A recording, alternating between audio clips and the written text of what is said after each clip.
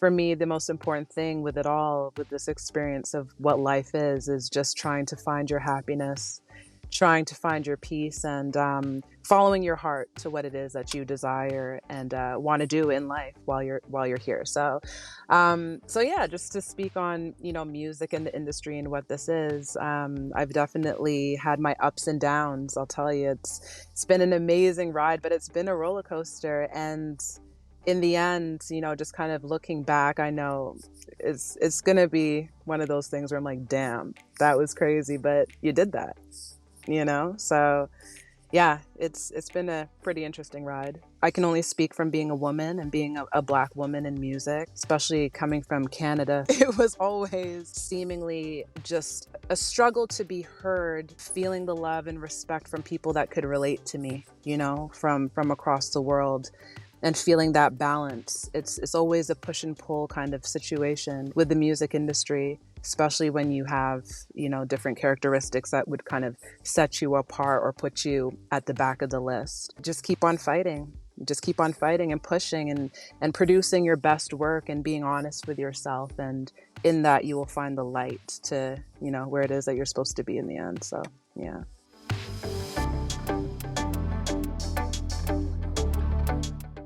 Very personal for everybody. Mine personally, I can disconnect. I enjoy disconnecting from social media. I'm one of those people that are unfortunately a little bit sensitive to social media. And it sucks because it's a benefit to what is the music industry and just everyone in general selling things and selling themselves. I'm not the selling myself kind of person. So I'm always faced with the conflict of like, having to do something that just doesn't necessarily feel natural. But when I find myself kind of going down a rabbit hole of feeling like, oh, am I doing enough? Now I'm comparing myself to other people and now my mental health is, starting to falter. I will just completely separate myself. I'll literally like delete Instagram, delete Twitter. I'll run to Netflix and watch like my favorite shows and stuff like that. I love my shows. And then just talking to the people that I love, and just letting them know, hey, like this is where I'm at. I think again, it's personal for everyone. Some people will go out on a spa day and, get their back cracked. But for me, it's literally being in solace. It's being by myself that I can kind of hear myself again.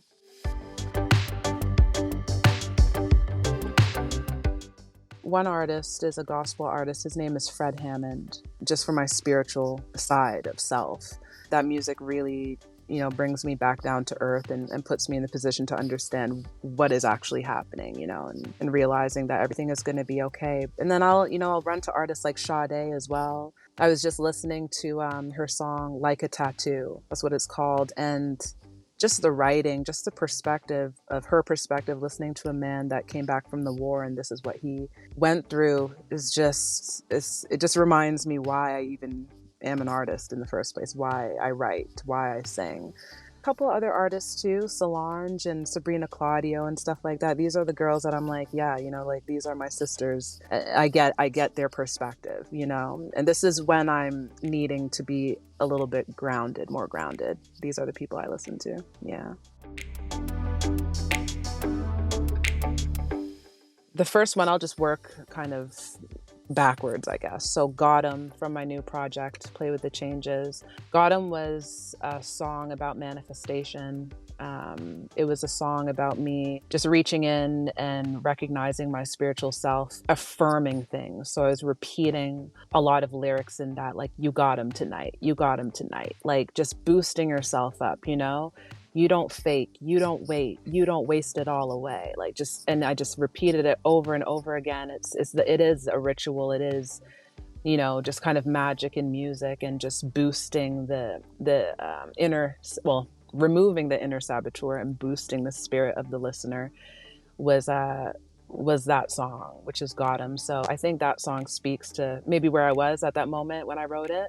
another song, which is an actual oldie, and it was called Losing Myself to Find You. It was a song kind of referencing a situation or a love where you're trying to help this person find themselves, but in that you're just really losing yourself, because you're trying to be a backbone for somebody and you're just, wiltering away on your own end. And that song was very healing for me. Yeah, it's just really cool that music can be like, it is magic, we don't really realize that, whether it's good lyrics coming in or bad lyrics coming in, like it's a spell, it's very real. Like words really mean something, and they resonate deeper than we realize. So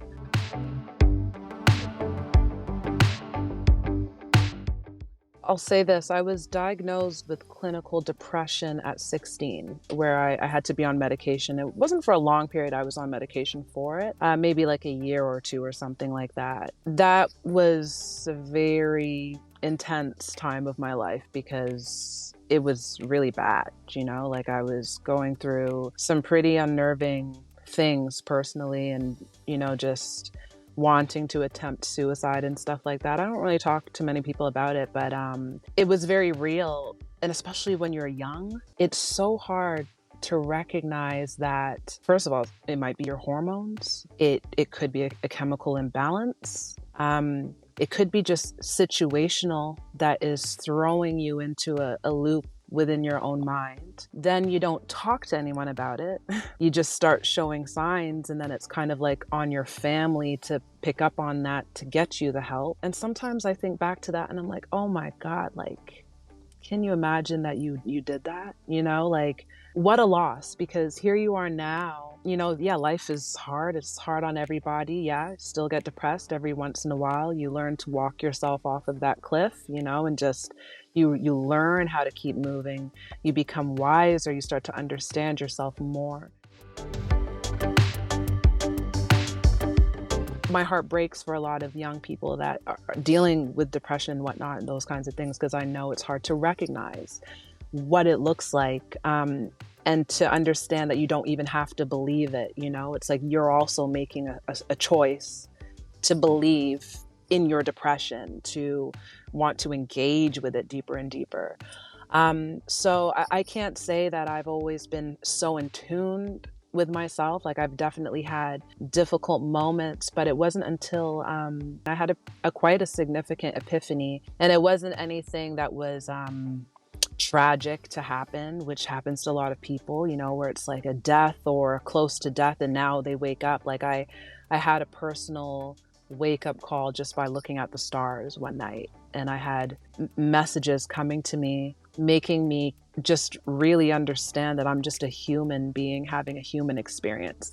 And now I've known this my whole life. Like I grew up Christian, went to church, I didn't have like a harsh ruling of Christianity. My parents were very like open and free, but wanted that solid foundation. So there wasn't anything significant to like pull me in or throw me out. But I had heard these stories and I've heard it up my whole life, but it never really clicked. And it wasn't until that epiphany clicked that I was like, whoa, like this is like crazy. Like me talking to you right now, like I'm talking to you, I see your body, but you're a soul that's in there, and your soul is functioning this body that you have for a limited time on earth. Started looking at people differently. I started looking at my situation differently. And then I started to realize like, yo, you only have one life. So when you feel depressed, like try to gauge like what that is. Like you said, is it insecurities?